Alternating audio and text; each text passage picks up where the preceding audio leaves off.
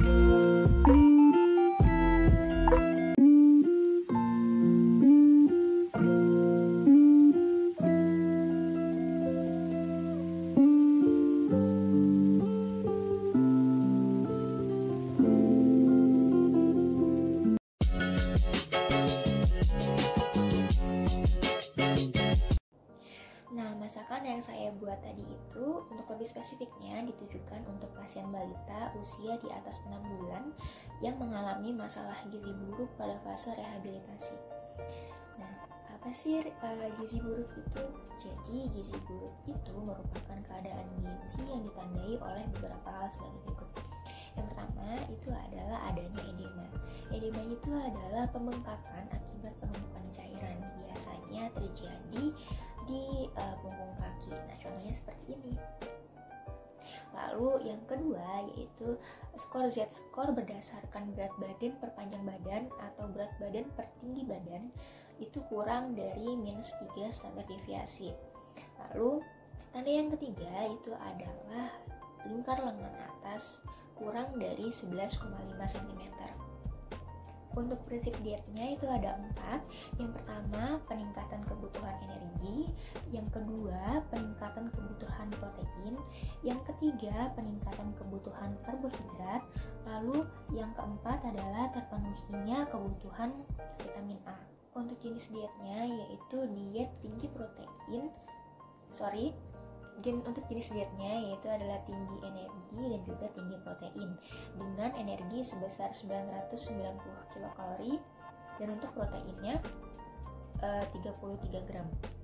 Prinsip diet ini saya pilih karena untuk memenuhi kebutuhan energi dan protein yang meningkat yang bertujuan untuk mendukung tumbuh kelenjar anak agar mencapai status gizi yang normal.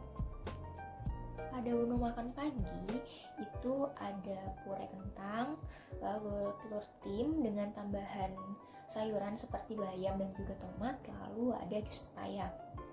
Nah, untuk menu pagi ini mengandung energi sebesar 117,42 kilokalori, protein 2,93 gram, lemak 8,365 gram, karbohidrat 21,274 gram, dan vitamin A sebesar 88,55 mikrogram. Lalu pada menu sore, pasien diberikan formula 100 yang terdiri dari susu, minyak, gula, dan juga air dengan besar energi 103,36 kilokalori, protein 2,975 kalori, lemak 6,085 gram, karbohidrat 9,04 gram, dan vitamin A 116,4 mikrogram.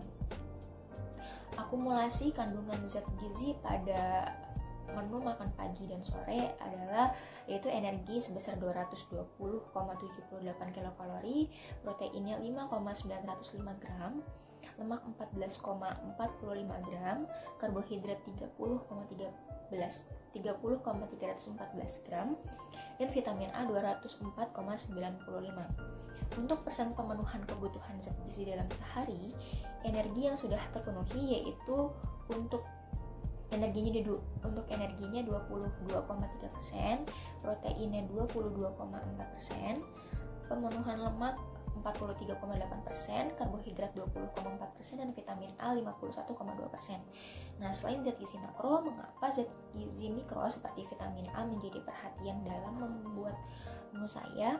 Alasannya itu adalah karena anak dengan asupan vitamin A yang tidak adekuat itu memiliki prevalensi yang lebih tinggi untuk mengalami stunting, underweight, dan juga wasting. Defisiensi vitamin A juga dapat menyebabkan terhambatnya pertumbuhan, dikarenakan kekurangan vitamin A ini dapat mengurangi sekresi serum IGF-1, di mana serum IGF-1 ini dia berfungsi sebagai sekresi hormon pertumbuhan. Nah, fungsi dari serum IGF-1 ini dia berhubungan dengan prinsip diet yang saya ingin berikan untuk pasien, yaitu untuk mendukung tumbuh kelenjar anak agar tercapai status gizi yang normal. Alasan saya memilih menu seperti puree kentang, lalu telur tim dengan bayam dan tomat, lalu juga ada jus pepaya dan juga formula 100 adalah karena yang pertama, kentang itu merupakan salah satu sumber karbohidrat. Nah, mengapa saya memberinya kentang? Kenapa bukan nasi? Karena tujuannya itu adalah agar sumber karbohidrat pasien itu lebih beragam. Lalu mengapa saya memberinya dalam bentuk puree? Itu adalah karena ini menu untuk MPASI, di mana harus bertekstur lembut dan juga mudah untuk ditelan. Lalu alasan yang kedua itu adalah kenapa saya memilih telur tim sebagai lauk, karena telur merupakan salah satu sumber protein yang tinggi dan bertekstur lembut juga jika dia dimasaknya dengan teknik mengetim. Lalu alasan yang ketiga itu kenapa saya pilih sayurannya adalah bayam dan tomat adalah karena bayam dan tomat ini memiliki kandungan vitamin A yang cukup tinggi. Begitu juga kenapa saya memilih pepaya untuk buah-buahannya. Lalu yang terakhir itu kenapa saya memberikan formula 100, itu adalah karena formula 100 itu merupakan salah satu tata laksana diet pada pasien gizi buruk di fase rehabilitasi sebagai makanan untuk memenuhi kebutuhan energinya yang tinggi. Nah, tadi sebelumnya itu saya sudah menjelaskan tentang apa itu gizi buruk, lalu menu-menu apa yang saya buat untuk pasien gizi buruk, lalu bahan-bahan makanannya juga seperti apa gitu kan. Nah, jika dikaitkan dengan ayat-ayat Al-Quran, dalam pemilihan menu ini saya memilih menu yang pastinya bahan makanannya baik dan sesuai bagi kebutuhan pasien, agar pasien dapat sembuh dari masalah gizinya, yaitu gizi buruk. Sebagaimana dalam ayat Al-Quran, yaitu Quran Surat Al-Baqarah ayat 168, yang artinya adalah wahai manusia, makanlah dari makanan halal dan baik yang terdapat di bumi, dan janganlah kamu mengikuti langkah-langkah setan. Sungguh setan itu musuh yang nyata bagimu. Lalu dalam Quran Surat Al-Maidah ayat 88, yang artinya, dan makanlah dari apa yang telah diberikan Allah kepadamu sebagai rezeki yang halal dan baik, dan bertakwalah kepada Allah yang kamu beriman kepadanya. Dua ayat yang tadi saya bacakan artinya, yaitu surat Al-Baqarah sama Al-Maidah, itu memiliki arti bahwa Al-Quran menitik beratkan persoalan tentang kualitas makanan, di mana sebuah makanan itu harus memenuhi dua kriteria utama, yaitu halal dan baik. Nah, yang dimaksud baik di sini adalah yaitu makanan yang sehat dan juga yang layak untuk dikonsumsi. Sedangkan untuk jenis-jenis makanan yang dianjurkan dalam Al-Quran itu adalah untuk pangan nabatinya seperti kurma, lalu padi-padian, sayur mayur, dan juga buah-buahan. Untuk pangan hewaninya itu seperti daging hewan darat, ikan laut, susu dan juga madu. Yang salah satu bahan-bahan yang tadi itu terdapat di dalam Quran Surat Al-Maidah ayat 1 dan ayat 96. Untuk Quran Surat Al-Maidah ayat 1 artinya berbunyi seperti ini: telah dihalalkan bagi kamu memakan binatang ternak seperti unta, sapi, kerbau, dan juga kambing. Lalu Quran Surat Al-Maidah ayat 96 artinya adalah dihalalkan bagimu binatang buruan laut dan makanan yang berasal dari laut sebagai makanan yang lezat bagimu. Jadi halal itu adalah kualitas yang ditetapkan oleh syariat, sedangkan thayyib atau baik di samping bersifat syariat juga secara ilmu gizi bersifat rasional berdasarkan kepada pengalaman dan juga penelitian observasi. Terpenuhinya dua kriteria tersebut akan memberikan dampak positif bagi kesehatan manusia. Dengan begitu, manusia tidak akan sembarangan dalam mengkonsumsi makanan atau minuman yang pada akhirnya dapat merusak kesehatan manusia itu sendiri. Oleh sebab itu, Allah memerintahkan manusia dalam Quran Surat Abasa ayat 24 untuk memperhatikan makanan yang dikonsumsi. Arti ayat dari Surat Abasa ayat 24 itu adalah, maka hendaklah manusia itu memperhatikan makanannya. Jadi, makanan yang sehat yang dianjurkan oleh Islam itu tidak hanya terbatas pada persoalan halal dan haramnya suatu makanan saja, tetapi juga menyangkut kualitas maupun kuantitas gizi dan porsi dari makanan tersebut. Karena dua hal itu sangat penting kaitannya dengan kesehatan. Ya, teman-teman, sekian video dari saya. Mohon maaf jika ada kesalahan dalam perkataan atau apapun, dan jika ada kekeliruan dari apa yang sudah saya sampaikan, boleh banget teman-teman untuk komen di bawah, boleh banget kasih tahu saya salahnya di mana, dan boleh kasih tahu yang benarnya seperti apa gitu. Terima kasih teman-teman udah mau nonton, udah mau mendengarin apa yang saya sampaikan. Semoga ilmunya bermanfaat. Saya pamit. Wassalamualaikum warahmatullahi wabarakatuh. Bye.